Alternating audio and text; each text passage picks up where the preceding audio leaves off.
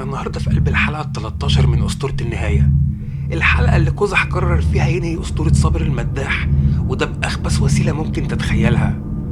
في المقطع ده بنشوف قزح وهو بيلعب بعقل رحاب بدم بارد. ظهر لها وسألها السؤال اللي يجنن: عايزة تشوف أبوكي؟ وحاول يقنعها إن الموت كله كذبة.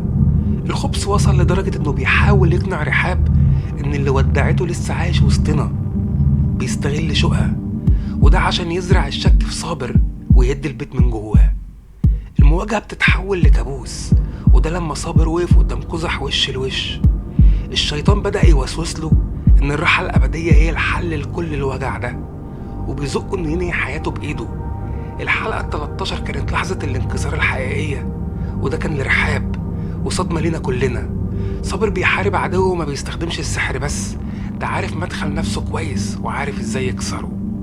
تفتكروا بقى صابر هيلحق ينقذ نفسه ورحاب من فخ قزح، ولا الشيطان خلاص كتب السطر الأخير في أسطورة النهاية؟ مستني رأيكم في الكومنتات.